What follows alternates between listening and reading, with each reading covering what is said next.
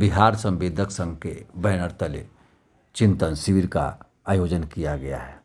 इस आयोजन में काफ़ी संख्या में संवेदकों ने हिस्सा लिया। इन्हीं संवेदकों ने कहा कि प्रदेश के उन सभी राजनीतिक पार्टियां, सत्ता पक्ष या विपक्ष, आला अधिकारियों एवं न्यायपालिका से निवेदन पूर्वक ध्यान आकृष्ट करना चाहता हूं कि संवेदक वर्ग भी आप ही के परिवार का हिस्सा है। फर्क इतना है कि हम चंद लोग जीवन में जोखिम डालकर बैंक से ऋण, दोस्तों से मदद या माता पिता की जमा पूंजी से एक कंपनी का निर्माण कर रजिस्ट्रेशन करवाकर अनेकों निवेदकों में ईएमडी के रूप में पैसा लगाकर किस्मत के भरोसे निविदा में भाग लेते हैं।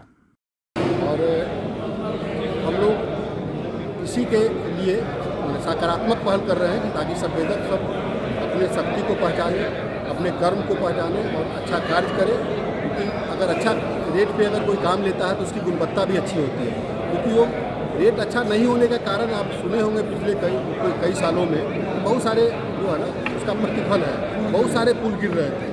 तो ये कारण इसीलिए कि लोग कंपटीशन में काम ले लेते हैं, उनका गुणवत्ता नहीं पूरा कर पाते हैं। क्योंकि जब सोच सकते हैं कि अगर कोई भी काम अगर 1 लाख का है, अगर कोई व्यक्ति उसे अगर 80,000 में ले लेता है तो उसमें अगर जितने भी निर्माण सामग्री है, जिसका एक छोटा सा उदाहरण मैं देना चाहता हूँ, कटौती होगा, तो सभी लोग जानते हैं, चाहे तो कार्यपालिका हो, न्यायपालिका हो, विधायिका हो, सब लोग जानते हैं कि क्या अगर 93 रुपीज़ आज का डीजल का रेट है तो क्या वो 70 रुपये में मिलेगा? नहीं ना।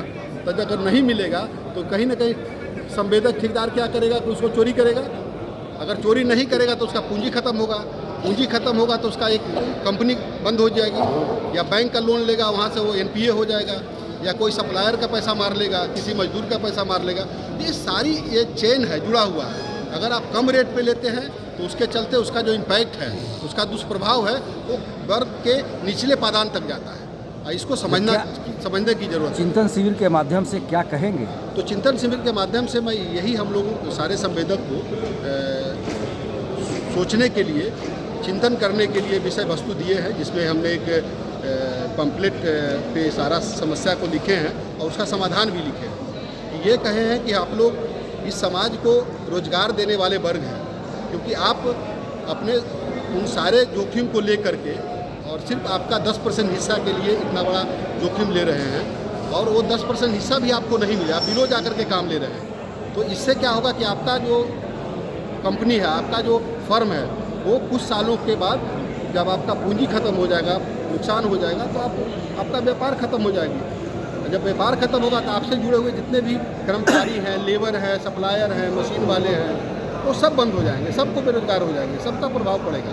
तो ऐसा काम ना करें आप, क्योंकि कोई भी अगर इंजीनियर, इतने काबिल इंजीनियर अगर एस्टिमेट बनाया है कि कोई भवन 1 करोड़ में बनेगा, तो वो उसको आप कैसे 80 लाख में टेंडर डाल करके बनाना चाहते हैं? अगर बनाना चाहते हैं इसका मतलब कि आप अपने बिजनेस के साथ नहीं, बल्कि आप अपने समाज के साथ भी बहुत बड़ा एक अन्याय करने जाते हैं। ये सारी चीज़ों को मैं सभी संवेदक को इसी के लिए समझा रहा हूँ, प्रेरित कर रहा हूँ कि आप सही रेट पे, उचित रेट पे टेंडर डालिए और ये समाज का निर्माण का गुणवत्ता के साथ करिए।